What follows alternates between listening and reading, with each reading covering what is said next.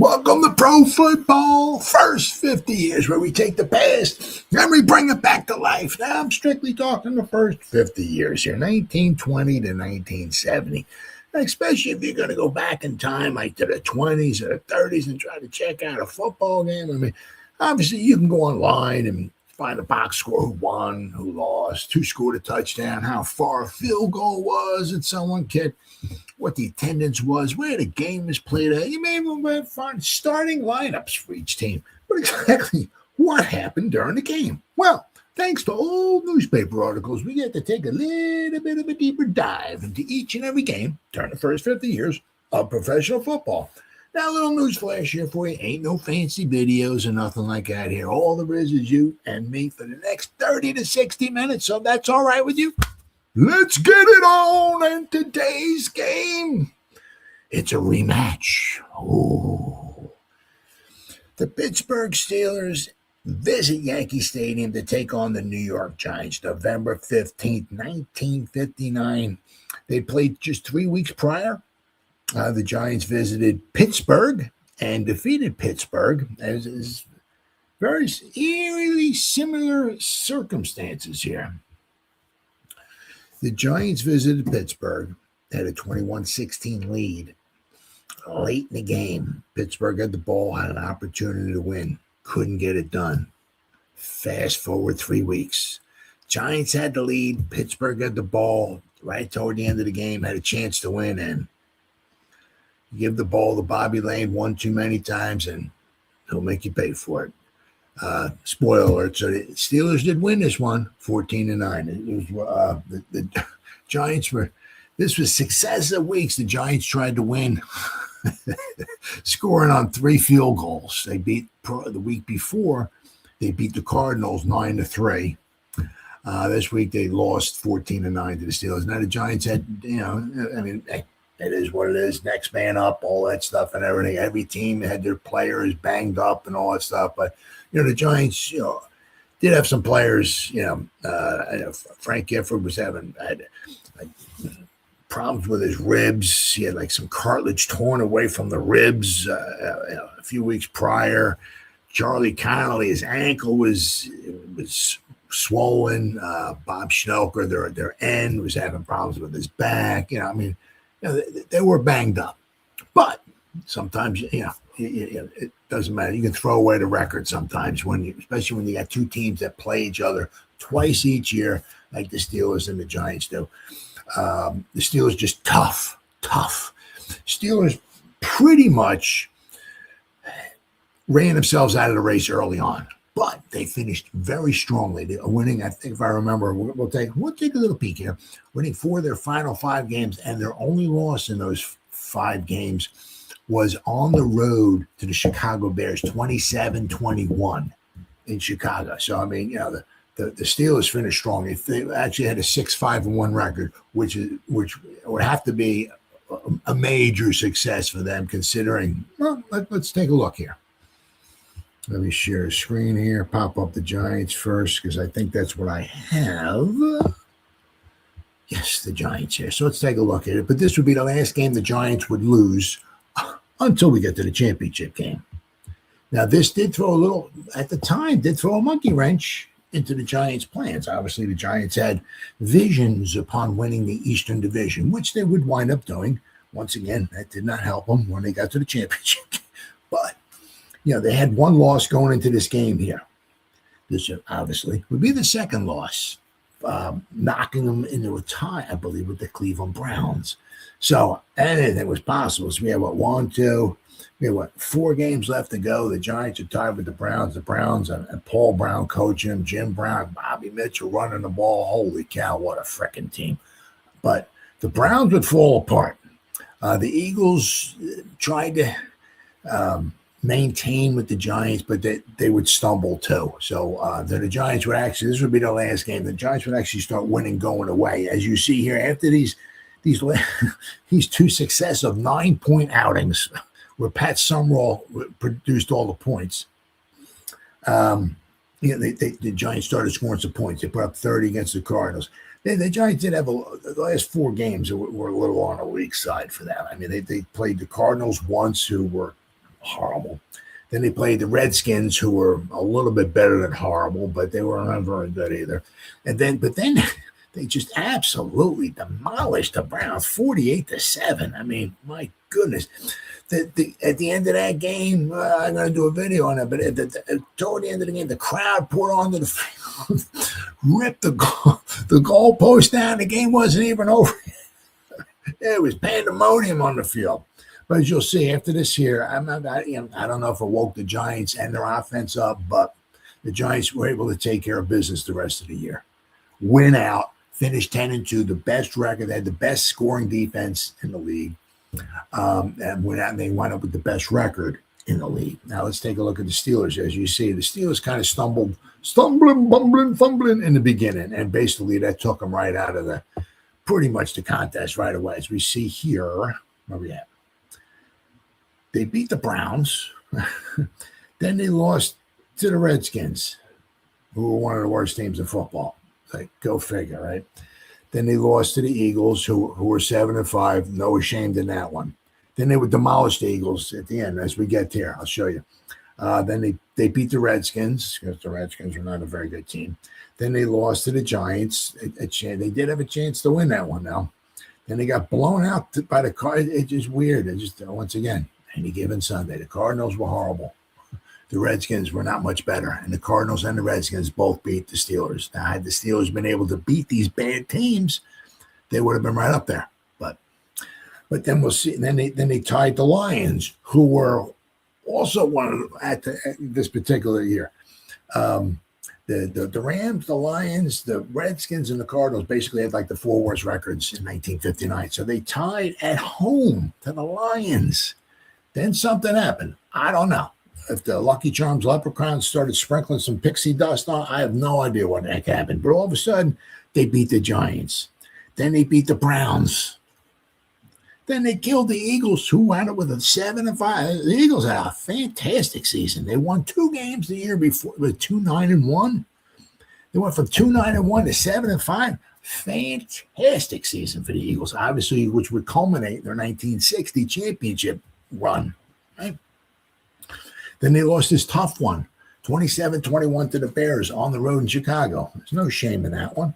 Then they would wind up winning the final game of the season at home against the Cardinals. So they finished very strongly, winning 4 of the final 5 games, but they just stumbled right out of the block and took themselves right out of the race pretty much. But all in all, they finished 6-5-1, 4th place. Yeah. Not a bad record, not a bad, but when you, especially back then, you're just talking tough. I mean, the defense was tough. Just a little different brand of football than it is nowadays. Now, this game here, of course, was played in good old Yankee Stadium. The 1923 Yankee Stadium, by the way, not the. Let's go to Wikipedia. Not the new and improved version, but the 1923 one. The Giants moved in the Yankee Stadium in 1956, and they celebrated that season by winning the championship. They beat the Bears 47-7. This was the glory time for the New York Giants football from 1956 to 63. Holy cow, Batman! 6 championship games they went to in an 8-season period. Of course, they lost 5 of those 6 championship games, but still. Winning the division, going to championship, just great players. It was a great time to be a Giant fan. And, of course, after the 63 season, they just fell off the cliff. But that's another story for another time. But Yankee Stadium here. The original Yankee Stadium was located in the Bronx. It was the home of the Yankees from 1923 to 2008. And then, of course, now there's the new Yankee Stadium where obviously the Yankees play. And the new ballpark is absolutely beautiful. Yeah, absolutely beautiful. Except for 1974 and 75 when it was renovated. It hosted 6,581 Yankee regular season home games during its 85-year history. Wow. I mean, my goodness, the players that came through there. Oh, my goodness. Unbelievable. Of course, it was obviously known as the house that Ruth built. The stadium was built from 1922 to 1923 for $2.4 million, baby.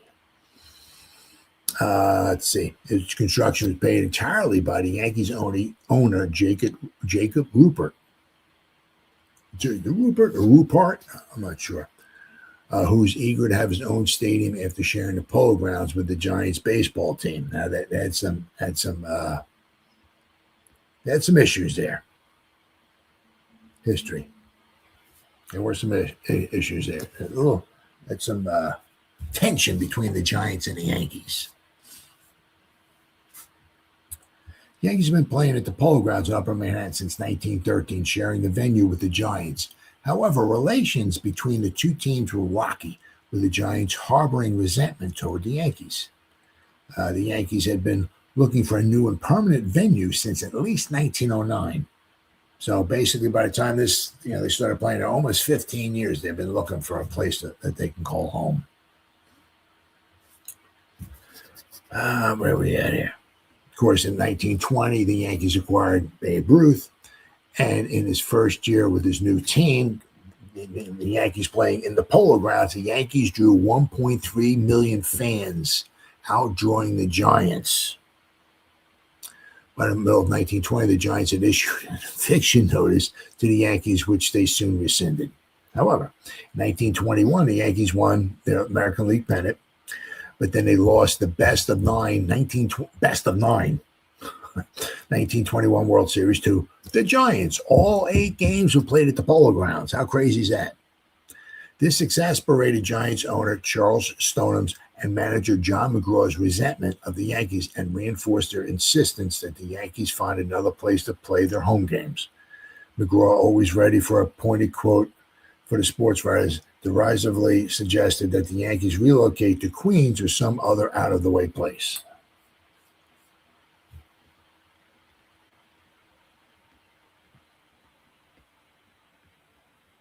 Yankees officially opened on Wednesday, April 18th, 1923, of course, against the Boston Red Sox, who they got, obviously. Here we go. Raising of the American flag on opening day, 1923. I mean, look at the place. It's just freaking packed. Absolutely freaking, unbelievable. Absolutely amazing, man. I mean, of course, the ballpark was, I think it was like 400, not the dead center, like left center. It was like 457 feet or something. It was like crazy. But you'll notice, I mean, it's not like the way it is, some of the ballparks were. Like it was just like like everything was 330 down the line, whatever, 370 to the alleys, 408s. Said, nah, it's different. Yeah.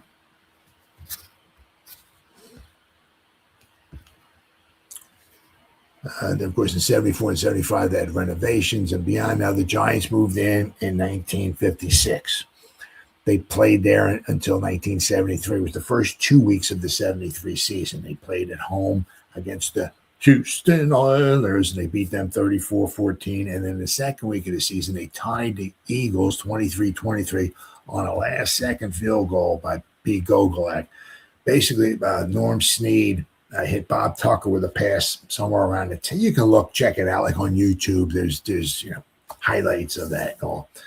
But the clock was running around the 10-yard line.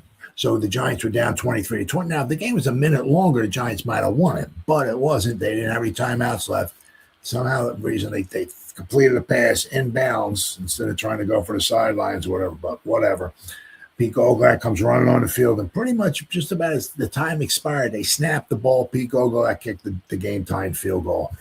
So the Giants started their season, the 1973 season, 1-0-1. They would finish the season 2-11-1. That meant they went 1-11 their final 12 games. So after the first 2 weeks, they would go to the Yale Bowl in 73.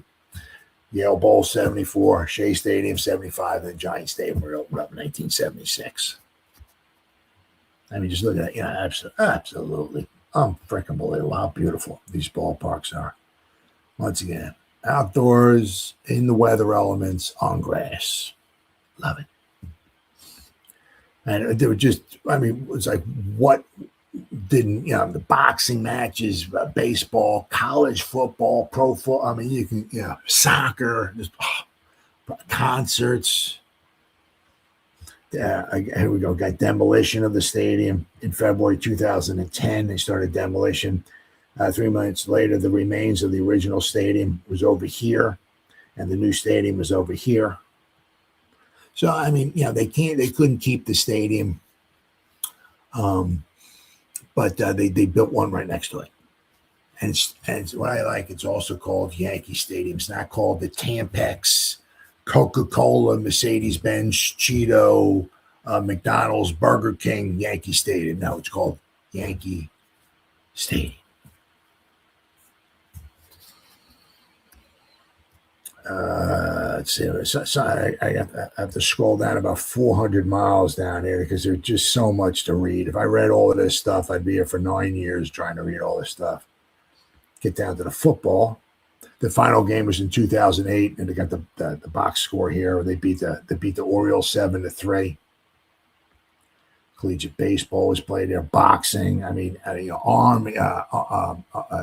Army Notre Dame back in the 20s. Oh my God, place was overflowing back then. College football, Georgia Tech at Penn State at Yankee Stadium, 1925. I mean, jeez, unbelievable. Where are we at there? These are notable football games that got played at professional football. The New York Yankees of the first AFL with Red Grange and his manager C.C. Pyle, or Cash and Carry Pyle, as some people refer to him as, played in Yankee Stadium in 1926. The first AFL only lasted one season, or actually it was only 9 teams in the league. 5 of the 9 closed up before that because it was not successful at all. So 5 of the 9 teams closed up even before the season was over. There was only 4 teams left playing by the end of the season. So it was not very successful at all. Let's see. New York Yankees of the All-American Football Conference, where the Cleveland Browns came from, amongst other teams, played their home games at Yankee Stadium from 46 to 49. In 1947, a All-American Football Conference championship game was held at Yankee Stadium. There we go. The Giants of the NFL played their home games at Yankee Stadium from 56 to 73. Of course, what they call the greatest game ever played was played there against the Baltimore Colts, the 58 championship game. Let's see. Obviously, also a play known simply as The Hit. Yankee Stadium on November 20th, 1960. Chuck Bednarik lays out Frank Gifford in the last minute of a close game, forcing a fumble recovered by the Eagles that clinched the victory for Philadelphia and ultimately helped the Eagles dethrone the 2-time defending champion Giants as the NFL Eastern Conference champions. The hit left Gifford with a concussion and forced him temporary retirement from football for the remainder of the 60 and the 61 season. That's a concussion. Then it says right here, the Giants played their first 2 home games of the 73, concluding the tendency on September 23rd, 1973, with a 23-23 tie against the Eagles. In October, they moved to the Yale Bowl in New Haven, Connecticut for the rest of the season. I mean, it was not a home for them at all. They played, in 73, they played a total of 12 games. They played 5 games at the Yale Bowl. 73, they played 7 games at the Yale Bowl in 74. And those 12 home games, they won 1 time. They beat the Cardinals. That was it. It was not much of a home for the Giants. Because they said then in 76, the Giants would wind up getting their own stadium. So there was soccer there. I mean, just, unbelievable. Just the stadium, you could just go on and on and on. I mean, very iconic. We got just a few pictures here. Where are we at? There we go. 1959. We got a picture of Pat Summerall kicking against the Browns. And this would be in that 48-7 rout of the Browns. Pat Summerall kicking here. Here's Frank Gifford running through the Browns right here.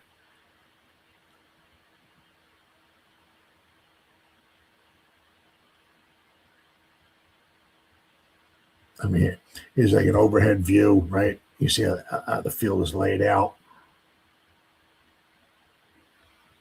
Now, the only one thing, I love these ballparks and the beauty of them and all and everything.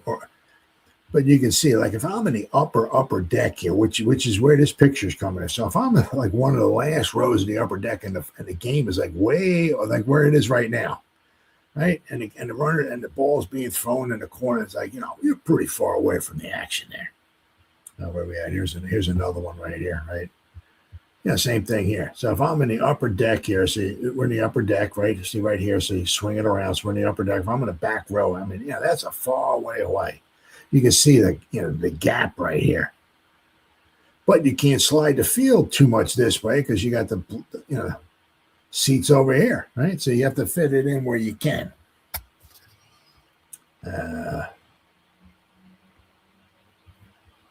Let's see. Is this? Here's another one. Giants new home in 1956. So I guess this is a game in 1956, maybe. Let's see if we have any. We did have. I know I had. There were some pictures of the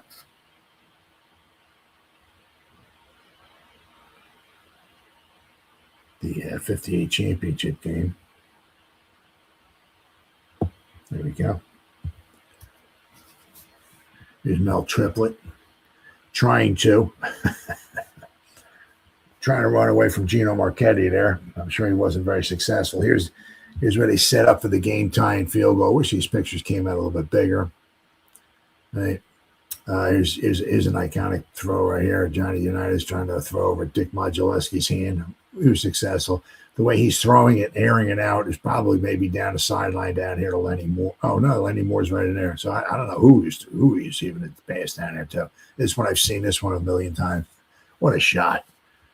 What a freaking shot this is. Unbelievable. Johnny Unitas in standing in there. Guy laying down there, Modzelewski here. I mean, unbelievable. Very, very iconic photos. Here we go. Here's a bunch of, right. Here's Amici coming in. He crashes through the crowd. Bam! Lands on the ground. And as he bounces and lands on the ground, the ref standing there holding his hands up. There's 3,452 trillion people in the end zone. Somebody, it might be this guy. I don't know. I think one of the guys. I don't know if they ever got the ball back. I don't know, but I think somebody wound up taking the ball. I think he just left the ball on the ground or what the heck he did. But, oh, yeah. Somebody wound up taking the ball.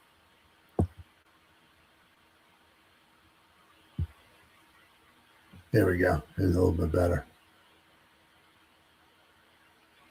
I mean, the crowd just runs onto the field. Looks like possibly Dick Modzelewski here. Maybe he starts just running for the high heavens here. One of the refs here. This guy's enjoying. He's enjoying. Game is over. Absolutely fantastic place. Unfortunately, they don't play there anymore. I just wish that they as you can tell, old-time fire. I wish they would play on grass. I can't stand this crap that they play on nowadays. Everything's so pretty. Everything's got to be, the stadium's got to be pretty. And they got the pretty domes on it.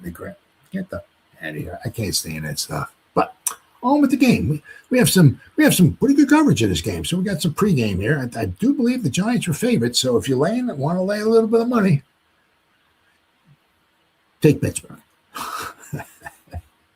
All right. Oh, let's see. Where are we going here? We're going to go to the November 15th, 1959 edition of the Daily News. November 15th, 1959. All right. Here we go. Daily News. Connolly, Giants are still 7-point favorite over at Pittsburgh. Whoa. Let's refresh the page. Refresh. Exciting. Oh, hey, want to build some muscle? Get some Dan Laurie barbells, famous and adjustable, as low as $948, and you can get guns like that. Send for a free catalog. Except for a possible last-minute switch at quarterback, the Giants are all set to take on the dangerous Steelers for the second time this season today at Yankee Stadium. Fair weather should bring out about 65,000 fans to see Jim Lee Howell's Eastern Division leaders of the NFL try for 6 straight. They are favored by 7 points. Don Heinrich, because once again, the problem was they were banged up. The week prior, their backup quarterback, George Shaw, hurt some ligaments, I think, tore some in his thumb. So Charlie Connolly was the week prior played only to hold the field goal snaps, field goal attempts, put the ball down for Pat Summerall. Other than that, Charlie Connolly didn't play. George Shaw, their second string quarterback, started for him. He got injured. He, as I said, he did something to his thumb. So now that sometimes it's not who you play, sometimes it's not where you play, sometimes it's when you play him. And if a team's playing with their third string quarterback, you got a chance to beat them. And that's what wound up happening there, right? Don Heinrich is listed. I mean, he was an okay quarterback, but he was a backup at best. Is listed as the starting quarterback. However, Charlie Connolly feels by game time he can go on his sprained ankle, and even if he goes in there, Charlie Connolly, his ankle was bad. So you might have a quarterback in there, your starting quarterback, who basically can't move. The veteran will get the call if he feels he can go. George Shaw, the number 2 engineer, still is hampered by a sprained thumb. Fortunately, all the other departments will be manned by regulars. Frank Gifford and Alex Webster will start at halfback and Mel Triplett at fullback in the offensive backfield. Now, quite often, the Giants would have 3 running backs on the field at the same time. The offensive line and the defensive units are solid with completely healthy men. To beat the Steelers, you have to stop Bobby Lane, who has passed for 1,182 yards and 8 touchdowns in 7 games. In Pittsburgh, the Giants' secondary held Lane to 1 scoring pass, but he was always a threat. Pittsburgh will present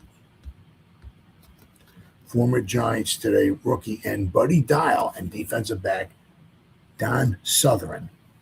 Dial, who didn't do too bad. I mean, also another somebody the Giants let go who was on their team in '58 and who was on the team in 1959 in an exhibition was Don Maynard. And, of course, he'd go on to be a Hall of Famer with the Jets. Of course, with Joe Namath out there. Dial, the former Rice All-American, was cut loose and sold to the Steelers before the regular season got underway. Sutherland was released 2 weeks ago. Dial, if you recall, caught Lane's TD pass in the 21-16 game. Getting back to the possibility that backfield coach Ali Sherman will have to start Heinrich at quarter, it shouldn't worry the Giants too much. Well, it should. Last year when the Giants were hurting and Connolly was out, Don engineered a brilliant 17-6 victory over the Steelers in Yankee Stadium. Well, that's not happening today, I can tell you that much. All right, so let's see what else we got here. The Pittsburgh Sun-Telegraph, the November 15th, 1959 edition of the Pittsburgh Sun-Telegraph.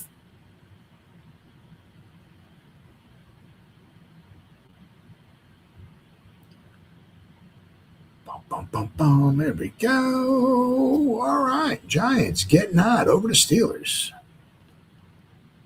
Oh. There we go. All right. Let's try this again. We usually beat the Giants once a season, and maybe today it will be our turn. Yep. Yes, it will. Those were the sentiments of Steeler coach Buddy Parker, considering his club's return game with the defending Eastern Division champion and current leading Giants 6-1 at Yankee Stadium at 2 o'clock this afternoon. There are not many as optimistic as Parker about the Steelers' chances of pulling what has to be termed an upset. But Buddy has a hunch the Pittsburghers, who are only 2-4-1 but would finish 6-5-1, can do it if the injury list, already big, doesn't grow and the offense can pick up where it left off after beating the Browns in the opening game of the season. Much depends upon our cripples, added Parker. If Joe Krupa can make it and Joe Lewis' ankle is sound, we won't be so bad defensively. However, if those 2 men are not ready to play, their tackle post will be hurting. Then we have to get some running. We haven't done much of that since we beat the Browns. As I often said, you can't just depend on passing alone to win in this league. You also need running to keep the other team honest. How true that is. Giants and Steelers have met 5 times in Parker's tenure with Art Rooney's club, and he managed to split even in the first 2 years, 57 and 58, and once again will be in 59. 2 seasons ago, Coach Jim Lee Howe's team wrapped out a 35-0 decision in New York, but Parker said after the game he would beat them in Pittsburgh. The Steelers did just that, winning 21-10 in the mud at Forbes Field to kick the Giants out of the title running. Here last year, the Steelers fumbled away at game 17-6, but almost fractured the Giants in Pittsburgh, returned 31-10. This brings you up to this year, and once again, the Giants have the lead.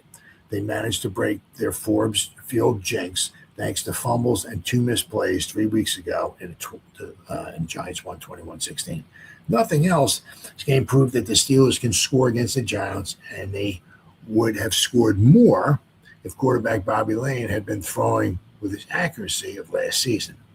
Parker, aside from the tackle problem, plans a shift in the offensive lineup. He will start Buddy Dial, the rookie picked up from the Giants, at left end in place of Jimmy Orr, who has yet to show any of the ability that won him the Rookie of the Year award last season. Now, Jimmy Orr, you remember, he would hang around for a little while. He was in Super Bowl III, right? He was the guy on that flea flicker, passed the ball back to Earl Morrall, who's looking down, and Jimmy Orr's like toward right by the end zone, waving his hand. And, of course, Earl Morrall doesn't throw the ball to him. Maybe if he throws the ball to him, Jimmy Orr catches it, goes in for a touchdown. Maybe we have a different Super Bowl. But anyway, meanwhile, back at the ranch, Giants, too, may be forced into a change of personnel. If Charlie Connolly's ankle continues to hobble him, Howell will try to match Don Heinrich with landing a quarterback. Yeah, good luck on that one. Giants' other passer, George Shaw, jammed the thumb on his throwing hand in the 9-3 win over the Cardinals last Sunday and will sit this one out. Now, when I was reading the articles last week, it said it was like torn ligaments. That's what what they were saying. It wasn't like he just jammed it or something. It sounded like it was, they took him for x-rays to see if anything was broken. That was negative. It was kind of like torn ligaments. A crowd of more than 50,000 expected to see the game, which the Giants are favored to add to their collection by 7.5 points.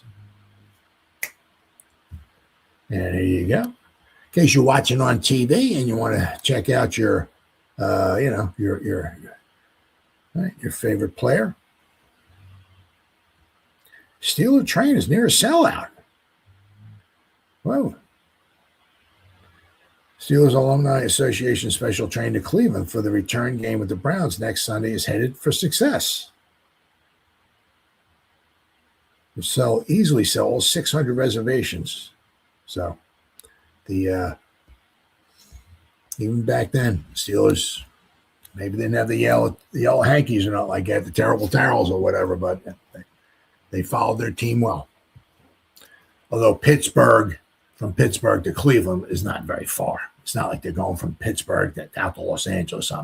Pittsburgh's on the outside, the western part of Pennsylvania, and Cleveland's is just the next state. So, but anyway, but one thing you also know is not every team had this luxury here, right? So you got this guy here, Bobby Lane, Hall of Fame. Then this guy here, some guy by the name of Len Dawson, Hall of Fame. So some teams had, like the Eagles, like they had Sonny Jurgensen, Norm Van Brocklin, Len Dawson, Bobby Lane.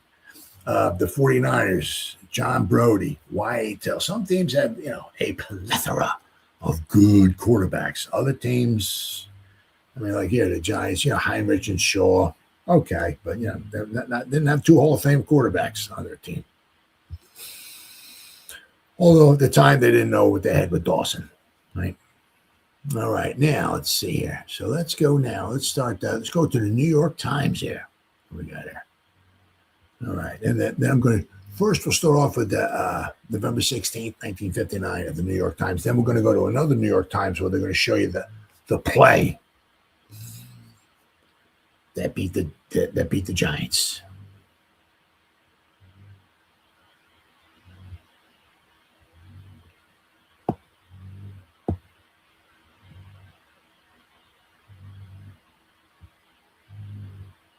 All right, here we go. Lane stands out in a 14-9 triumph. Steeler back passes for 2 scores. The second one with 1:29 left to play at the stadium. As you see here, I mean, the Giants were totally out. I mean, look, the Steelers 155 yards rushing, almost 200 passing. Giants basically had 200 yards of offense, 9 first downs. It's almost amazing they got 3 field goals out of this. Steelers had 20 first downs. Giants were 7 out of 24 passing the ball. I mean, they threw 3 interceptions. I mean, they lost 2. So the Giants had 5 turnovers. It's amazing they were even winning the game, period.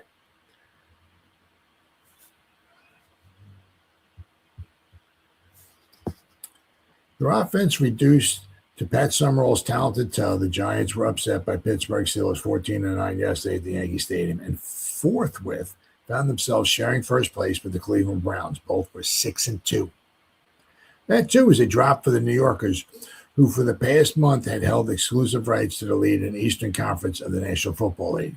To most of the 66,786 fans on hand, the finish, however dramatic and exciting, was as disappointing as was the overall showing of Coach Jim Lee Howe's little conscious club. For the second straight week, Summerall booted 3 field goals, and that just about accounted for the Giants' attack or lack of attack. No, that's that, yeah. Okay. Guys are hurt. I mean, just imagine if I was their quarterback. How many points are the Giants putting up? The quarterback or whatever is that bad. Guess what? You're probably not putting up any points. Summerall's first 2 placements from 21 and 27 in the second quarter put the home side ahead 6-0. Still, Pittsburgh was in front at the half 7-6. Summerall's third 3-pointer, this one from the 29 in the closing seconds of the third period, returned the Giants to the top. But you notice, I mean, the Giants, like here, never got closer than the 14-yard line. If the Giants got down to the 14, Summerall goes back 7 yards. They got down to the 14. I don't even know if they even got downside the 10-yard line at all game long. Lane's kicks fail. This time it appeared that the Giants, for all their stumbling on an offense engineered by Don Heinrich, might save the day. The efforts of Pittsburgh's Bobby Lane, who had flipped 1 touchdown pass while missing 3 attempts for field goals. Wow. 38, 39, and 38 yards seemed destined to be wasted. However, one perfect maneuver on which there was perfect collaboration among Lane, Jim Orr, and Tom Tracy, plus the necessary blockers, wrecked the Giants with 1 minute 29 seconds remaining. Tracy caught a down-and-out pass fired by Lane. The eye-catching play covered 45 yards, and the winning touchdown resulted. Lane had clicked with Orr on a 4-yard button hook aerial in the end zone at 14:03 of the second quarter. Giants absorbed their second setback of the season against 6 triumphs. New York's winning streak was ended at 5 games. And a little wonder, the last time the Giants scored a touchdown was against the Green Bay Packers on November 1st. Lane, who added both extra points, outpassed and out-quarterbacked Heinrich, the Giants' only able-bodied quarterback at the moment. Tracy, the industrious rookie from Purdue, Tom Barnett,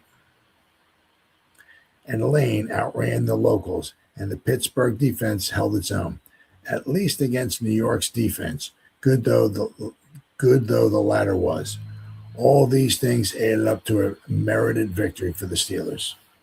Barnett and Tracy were tireless, effective runners, and Lane had enough good receivers for enough of his passes to click.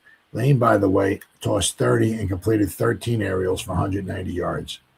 With yesterday's effort, the 32-year-old Texan replaced Washington's Sammy Baugh in the NFL record book.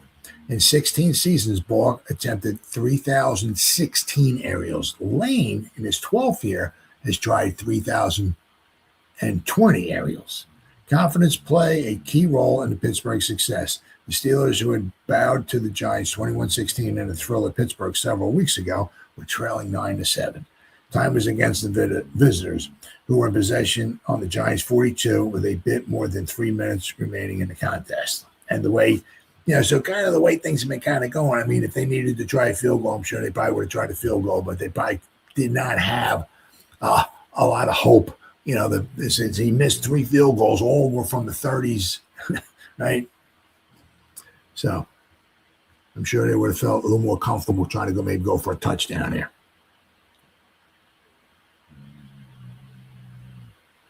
It was 4th down and 12 yards to go, and some surprised when Parker sent in Bobby Luna to punt into the end zone.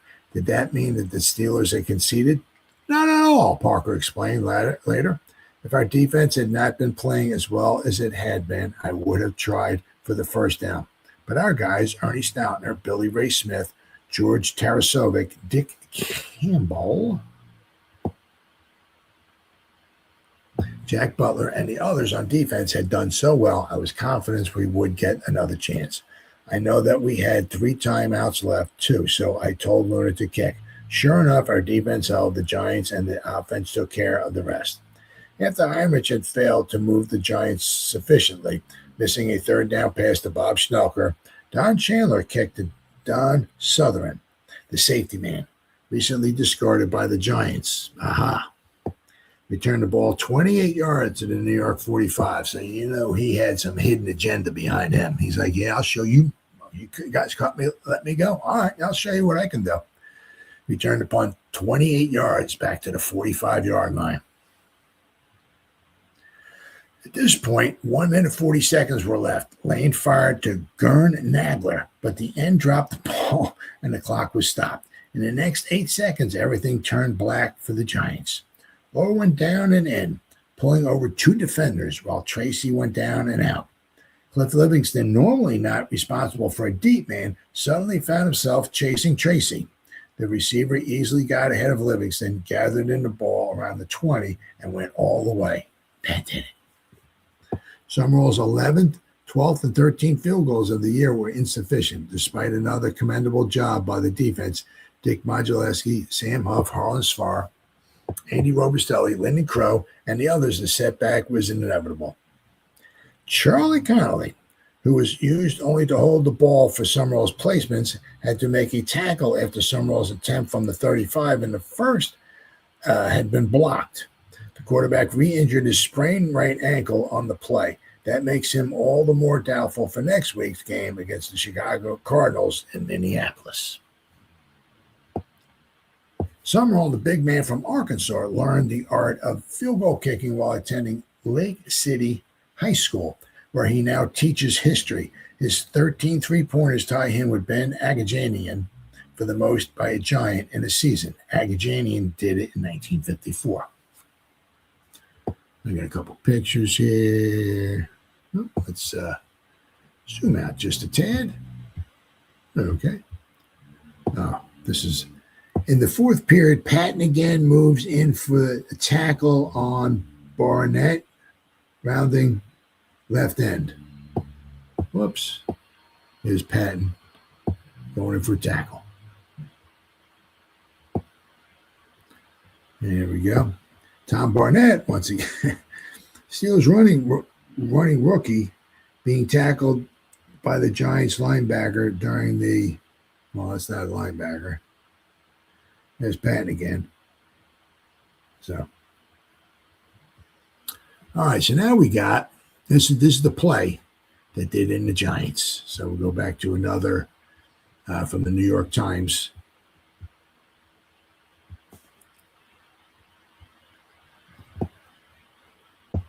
All right, here we go. Steelers use a successful decoy. Tracy makes aerial as Giants move to check on Orr. Right, so we got Orr here, right, running down and boom, I guess doing like a button hook or whatever. So he pulls. So Crow's got him. So Crow's goes in this way. I guess this holds Dick Nolan right here, right? And Tracy just kind of sneaks out here where Livingston's got him. But it's a mismatch. You got a running back on a linebacker. Now, most of the time it's a mismatch. In this case, it was a mismatch. So you got Tracy out here, right up here, right? Lane hit him, and he caught the pass. They said like around, I guess, around the 20 or so, and he ran it in the rest of the way. Tom Tracy hit the Giant defenses hard all during yesterday's game. The Pittsburgh Steelers halfback picked up 64 yards and 20 tries on the ground. With less than a minute and a half to play, Tracy ran over the line of scrimmage for the last time in the game. However, when he passed the line that time, he didn't have the ball. He was going out to get it for the only pass reception he made all day and for the difference that gained the victory for Pittsburgh. Tracy ran from the Giant 45 line of scrimmage to the Giant 20, caught Bobby Lane's final pass of the game, and outran Cliff Livingston for the winning touchdown. The fast back, who had run hard with the ball, ran behind the Giants without it, gathered in, and was home free. The strong point of the Giants' defense during the afternoon proved a weak point at that spot, permitting Tracy a chance. Buddy Parker, the Steeler coach, sketched and explained the winning play. He said, "This thing came from what we call a curl." That's a reference to the button hook action by Jimmy Orr, the right end. That's right. So you had the old, right? The curl. He did a curl or a button hook, right? Or on a few occasions stepped out a short distance, cut to his left, and turned to receive a short pass from Lane, the Pittsburgh quarterback. Sometimes he caught the ball. Sometimes the play didn't work. One of the reasons the play failed now and then was that Lyndon Crow and Dick Nolan, the defensive backs, hovering around Orr each time, allowing him little chance for a big game. The winning touchdown play started in the same manner. Only Tracy at right halfback went down to the deep right flat and became the real pass receiver. Orr was just a decoy. Nolan and Crow were doing their job on Orr. He couldn't have picked up much ground had Lane thrown to him on that play. Thus, Livingston, the left halfback for the Giants, had to pick up Tracy on his run to meet the ball at the 20. Tracy was just too fast. Parker said, "On this play, we sucked Crow over, keeping him away from Tracy." Jim Lee Howell, the Giant coach, said, "We were double-teaming Orr, and Tracy slipped through. When your defense is as strong as ours, it's because you sacrifice a little here or there and can double team sometimes to prevent the strong receiver from making headway." Whatever happened by plan or defense or offense, Livingston was the man to stop Tracy if he could. Pittsburgh had thus found the answer. During much of the game, Tracy played in the fullback spot. He's a halfback, but ran as much from the one position as the other. Possibly the Giants wish he had remained a ground gainer instead of a pass catcher. Howell, however, didn't express any disappointment at the Giants' defense on that one play. He said the defense played its best game of the year. If you don't score 21 points a game in this league, you don't win many games. The defense can't be blamed. How true it is. All right, now let's go to the Pittsburgh Sun-Telegraph, November 16th, 1959. The Pittsburgh Sun-Telegraph.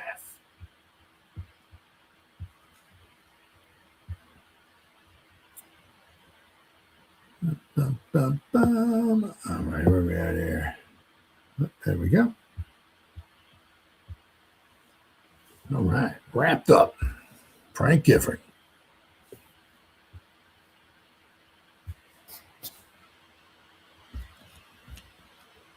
Steelers are poison to the Giants. New York Giant halfback Frank Gifford is hit simultaneously by Steelers secondary defenders Don Sutherland and Dean Derby after taking a short pass, good for 11-yard gain from quarterback Don Heinrich in the second period of their game at Yankee Stadium.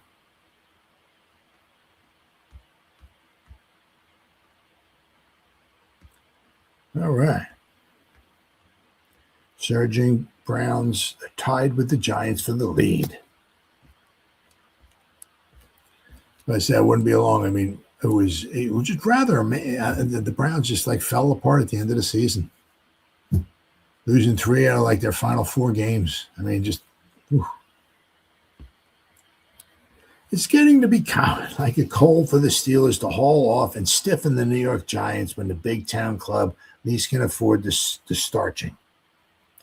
Yesterday, the Steelers dealt the Giants a blow that ultimately may prove lethal to the defending Eastern Division champions as they pummeled them 14-9. Pummeled, but before 66,786 fans, the third largest Yankee Stadium mob of the season and the third largest ever to see the Steelers play. The loss deprived the Giants of sole squatter rights to the high perch in the division. They now are tied with Cleveland at 6-2 for the position following the Browns' 31-17 win over the Redskins.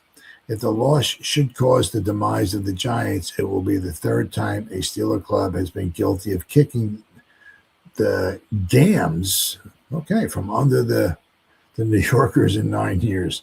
They first chilled the Giants in 1950, beating them 17-6, and repeated the doses in 52 with a 63-7 carnage and 21-10 in 57. Now in the 1950, that one really hurt the Giants because the Giants wound up tied with the Browns for the lead at the end of the season, and they had to play and what really hurt the Giants in 1950 was the Giants beat the Browns 2 times during the 1950 season. Yet they wound up tied at the end of the season. One of the reasons was because of that loss the Giants had to the Steelers. So they had to play a playoff game. For some reason, the playoff game was played in Cleveland. I don't know why it wasn't played in New York, and Cleveland would wind up winning the game. I think it was 8-3. Cleveland would go to the championship game and win the championship game. So that 1950 loss to the Steelers, that was really painful. Last year, the Steelers halted the Giants momentarily, 31-10, but that eventually went on to knock the Browns at the end of the campaign and win the title in a playoff. Some may wonder how a 14-9 score called a pummeling. Yeah, I'm kind of wondering that myself. But that's what it was, as the Steelers outplayed the Giants in every phase, including unorthodox punting. Well, as I said, when you got your third-string quarterback in there and you're going up against a Hall of Fame quarterback, advantage Hall of Fame quarterback usually. Although you won't find this latter listed in the statistics, Bobby Luna won those honors with a kick that could start a trend, or at least baffle the opposition until a more novel way of punting can be found. Luna's moonbeam came in the third period. He was standing on his own 21 trying to get off a punt when the Giants' ends, Andy Robustelli and Jim Kakavage, bore down on him. That the two rushers were up to no good. He ran about 7 yards to elude their grasp. After leaving Robustelli and Kakavage making like a couple of gents who had spent too much time doing the town, Bobby, a right footer, completely confounded everybody in the park by kicking with his left foot. Whew. The ball wasn't airborne too long, but it kept on bouncing until it rolled dead at the Giant 24. In the normal aspects of the fray, the Steelers outrushed, outpassed, and yes, outdefended the Giants, who have been hailed as the best stoppers in the National Football League. They were the 2 previous games when they didn't permit the Packers and Cardinals to score a touchdown. Yesterday, it was the Giants' turn to be shut out, TD-wise. They managed all of their points on 3 field goals by Pat Summerall, a duplication of his output in the 9-3 win over the Cardinals the week prior. It truly was a terrific concerted effort by the Steelers. Offensively, they rolled up 20 first downs against only 9 for the Giants. Rushed for 155 yards, good solid number, against only 78 yards for the Giants. Bobby Lane getting top protection from the line, tossed for the touchdown while collecting 190 yards through the chilly breezes. And there's the starting lineups. And here's we got the. You just see here Mel Triplett, 10 carries for 41 yards. But other than that, there was not. Webster ran 3 times for -1. Joe Morrison 1 time -1. Frank Gifford 8 times for 19 yards. So. They said Don Hiron, 7 out of 24, 123 yards. He had 3 passes picked off. Certainly was not a good day.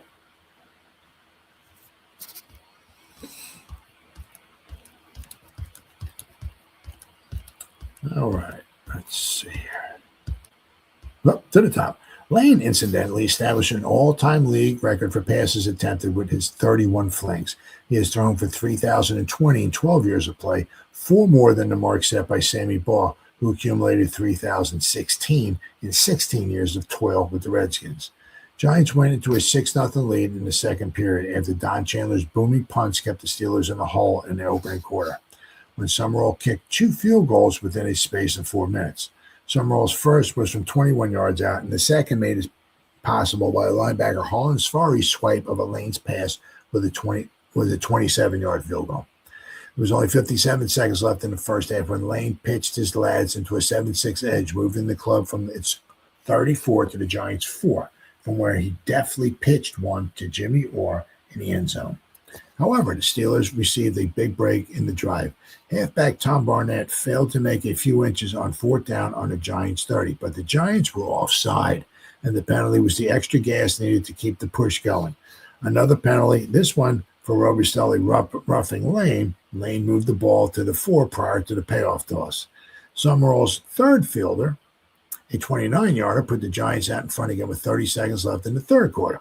The 2 points loomed mighty big as the Steelers had a thrust into Giants territory nullified with 2 straight holding infractions and an interception.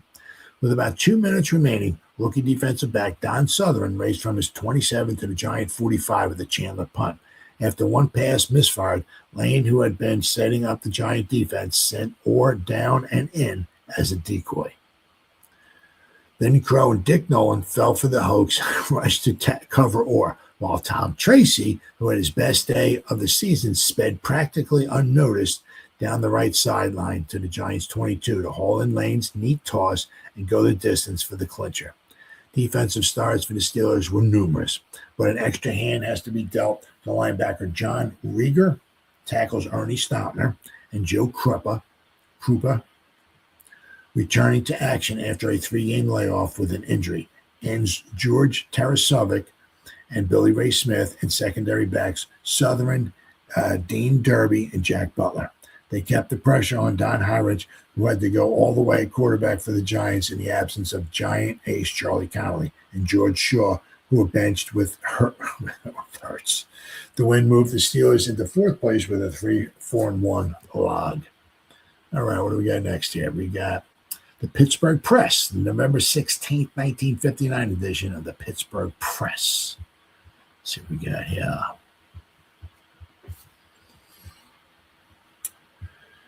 Location, Pittsburgh Press, where are you? All right, here we go. November 16th, 1959 edition of the Pittsburgh Press.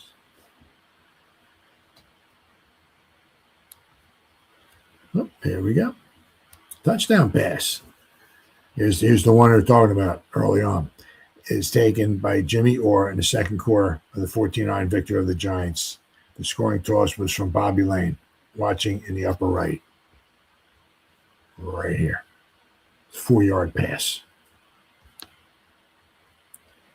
Bobby's 3020, 3020th beats the Giants. Quarterback clips up. I hate when I do that. Quarterback clips.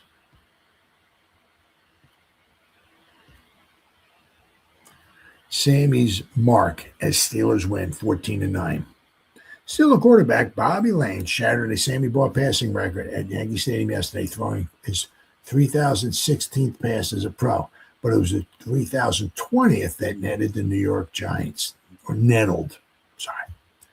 That one was a last-ditch 45-yard heave to fullback Tom Tracy, which gave the Steelers an avenging 14-9 victory and dumped the Giants into a tie for the Eastern Division lead with the Cleveland Browns. Until Lane's classic pitch, however, yesterday return meeting between the Steelers and the Giants was a touchdown-and-go replay of the first titanic defensive battle between the roistering rivals 3 weeks ago. Giants led 6-0 and then 9-7 on Pat Summerall's field goals, while the Steelers, as they did in the first game at Forbes Field, struggled to will away at that shaky margin. But this time, Coach Buddy Parker's Chargers, who had failed in a key situation in the last game, came up with the big play to win. The decoy sets up the winning touchdown.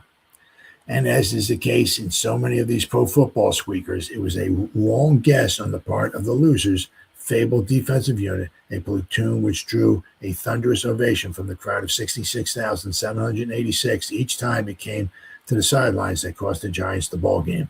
The victory uncoiled for the Steelers just as the Giants figured the unpredictable Lane would settle for a field goal. Trailing 9-7 with less than 2 minutes to go, Bobby crossed him up, gambling daringly on a touchdown instead, and lofted a long pass which Tracy took all alone on the 20-yard line for the game-winning score. It came with only 89 seconds to play. Lane had set up the play using Jimmy Orr, who caught 5 passes for his best day of the season as a short receiver. This time, Orr, who had been hooking on wingback Lyndon Crow all afternoon, pulled up short, idling over toward the heart of the secondary. The maneuver was designed to converge the Giant defenders, bristling to keep the Steeler beyond field goal range, and it worked. Safety men Dick Nolan and Jim Patton moved up to assist the embattled Crow with Orr. The decoy, meanwhile, Tom Tracy, out for his first pass of the afternoon, romped unmolested beyond the preoccupied defenders and was in the clear at the 20. The pass led him perfectly. There wasn't any enemy within 10 yards of the speeding Steeler as he gathered in the ball and raced for the game-winning score. It makes you kind of wonder, Cliff Livingston was supposed to be covering him. It wasn't within 10 yards of him. Holy cow. Whew. Penalties help and then hurt. The game was a heartwarming climax for the Steelers, a team which saw 4 of its first 6 second-half drives stalled by a series of penalties, which infuriated both Parker and his players alike. Ironically, though, it was a penalty in the first half that led the Steelers' first touchdown.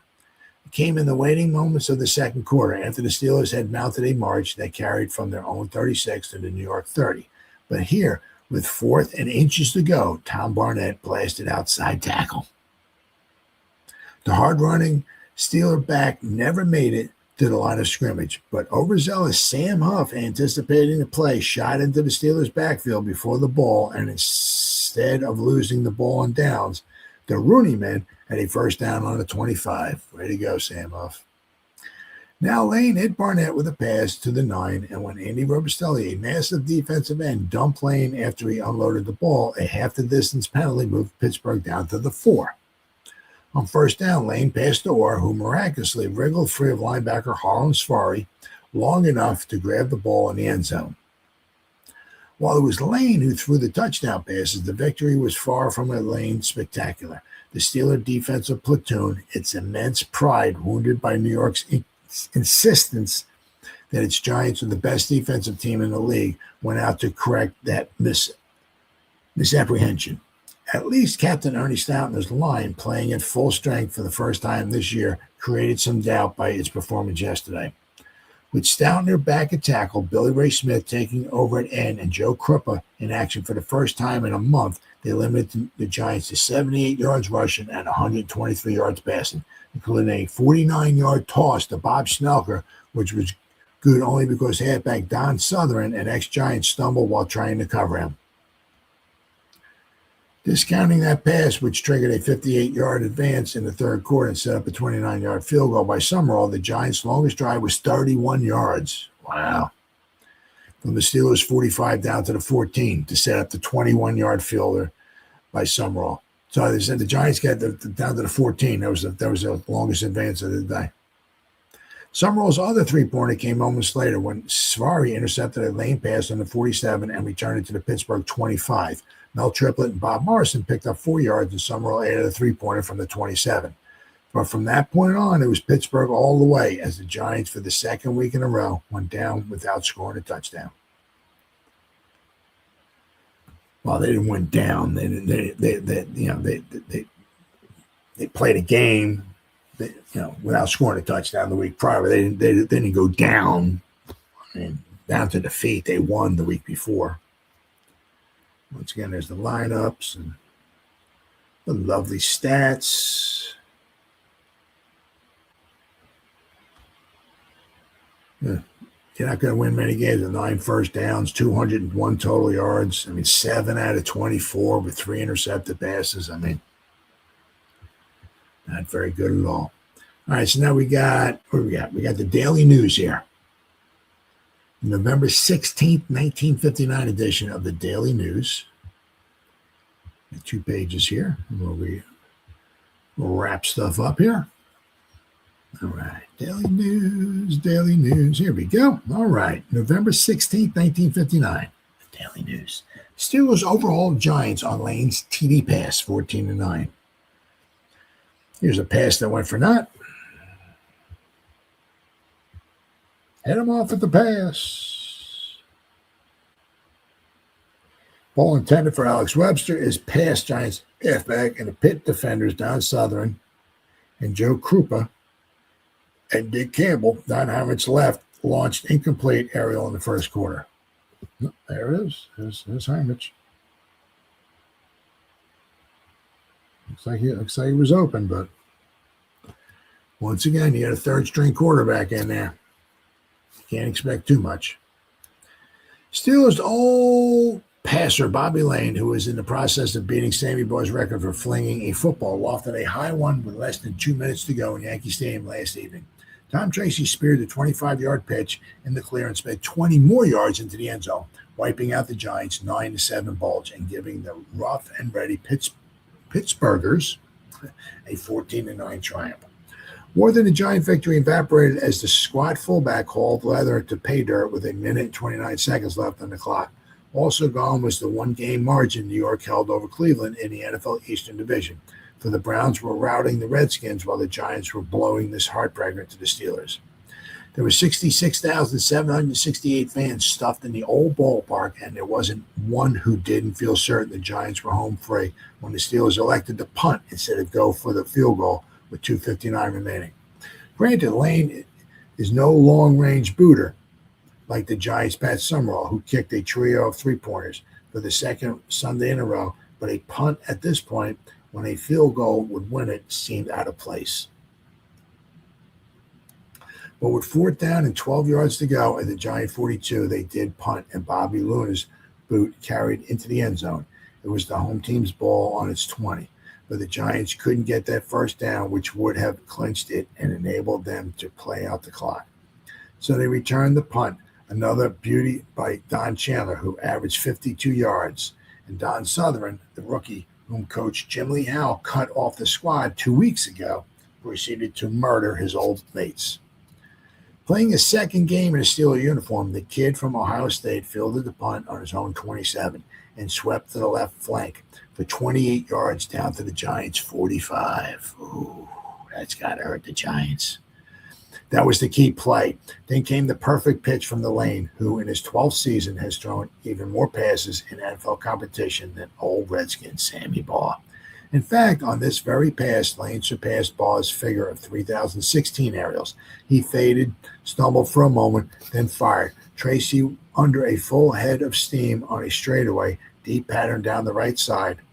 The Giant pass defense was all out of whack. The key man, Jim Patton, was yards away covering a decoy on the other side, and suddenly Tracy was in the clear behind Cliff Livingston on the 20, and that was the ball game.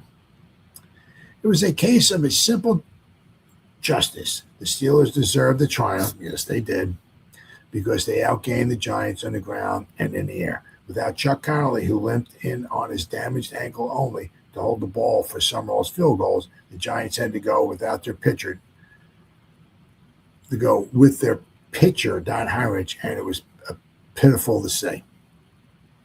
The 6-year veteran from Washington, who relieved Connolly a year ago to beat the Steelers, had no touch at all this time. He threw 24 passes and connected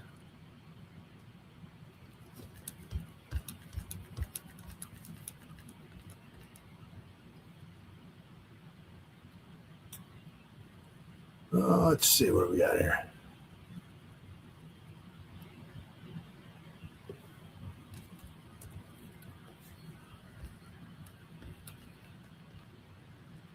With only 7. Not very good. Once he had a string of 5 straight overthrown tosses. Wow. And the fans had begun to boo him lustily long before halftime. Wow. Even before halftime. Coach Howell couldn't bring in George Shaw because he, too, was out with the pulled thumb ligaments. But it was a pass from Heinrich to Bob Schnelker deep in the third period, which moved the Giants into position for what might well have been the game-winning field goal. The maneuver was good for 48 yards to a first down on the Steeler 20, and at 14:30 of the period, Summerall hoisted a 29-yard three-pointer, which gave the Giants a 9-7 edge. It was Summerall's 13th field goal of the year, tying the seasonal mark set 5 years ago by Ben Agajanian. In view of what happened, this is relegated to the bin of miscellaneous statistics. Somehow, as the fourth period progressed, one got the idea that maybe the old pro from Texas would pull it out, and he did. Lane pitched for touchdown number 1 in the second period to climax a 6-play, 66-yard sortie, which was helped along by 2 key penalties against the Giants. The Giant 30, the Steelers' very fine rookie from Purdue, Tom Barnett, was smeared on fourth down, but the Giants were offside. So with a 1st and 10 on the 25, Lane hit Barnett for a 17-yard gain down to the 8 and a roughing the passer penalty against the Giants. Andy Robustelli moved over the leather down to the 4. From there, Lane connected with Jimmy Orr, who made a topsy-turvy grab in the end zone with just 57 seconds before intermission. That Lane, he cut everything close yesterday, but what a job he did. Early in the third period, a bit of Lane to Tracy to Lane, legged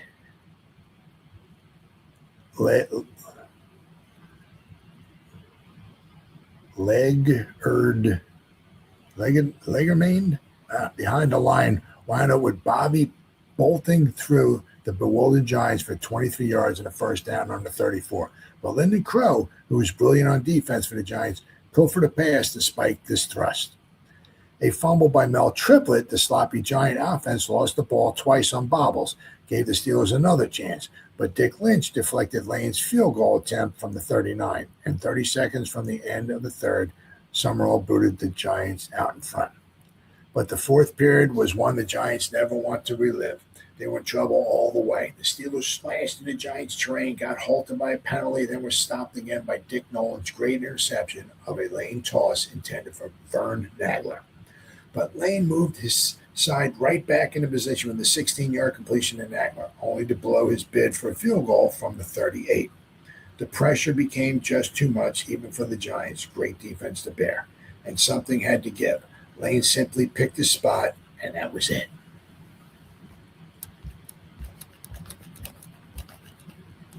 All right, let's go back here. Let's see.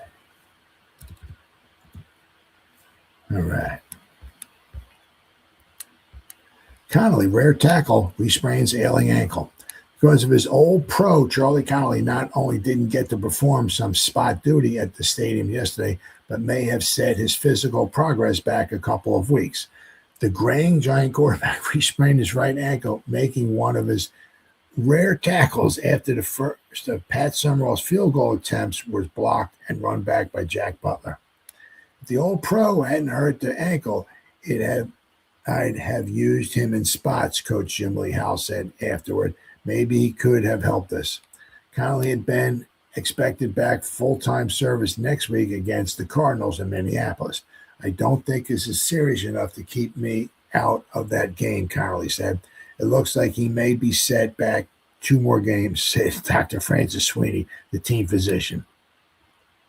But Howell refused to fault Don Heinrich for his passing or his incompletions with 3rd and 5 and 2 minutes to go, when almost everyone in the ballpark figured he'd run the clock. How can you fault him, Howell said. We needed 1 first down to win the ball game. He went for that first down. It was the right thing to do. It's a shame that such an excellent defensive effort was wasted, Jim Lee added. Our defense made very few lapses, very few. They were almost perfect. No one got beaten on a winning play, he said, on a Bobby Lane to Tom Tracy pass. We have to double team Orr. He's that good. When you do that, you let someone else go. Today it was Tracy. I'd say that instead of one of our defenders being beaten, who was Cliff Livingston, was a trailer who was trailing Tracy. Pittsburgh executed a perfect play. Buddy Parker, the Steeler coach, had a ready answer for the Bobby Luna punting with 3 minutes to go and the Giants in the lead. I always play that way, he asserted. We still had 3 timeouts plus the automatic one at the 2-minute mark.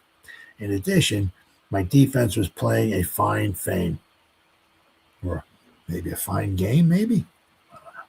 We knew we'd get the ball back.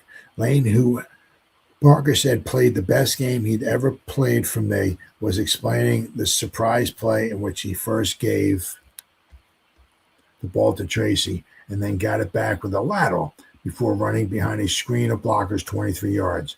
We worked it up just for this game, he said. Since the quarterback is ineligible to receive a forward pass, once I give the ball to someone, as I did to Tracy, the defense forgets about me. So when I got the ball back by a lateral, this caught everyone flat-footed. Though he was limping on a painful leg, he got a muscle pull in practice on Thursday. Ray Whitechecker maintained his streak of starting every game in his 7 years as a Giant.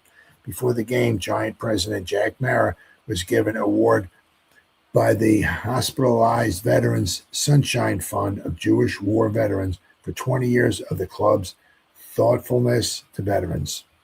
2 Giants became Pops within a 20-hour period Saturday night in St. Vincent's Hospital. Mrs. Modulewski presented little Mo with a third child. Their second son, Terrence Andrew, weighed in at 7 pounds, 11 ounces.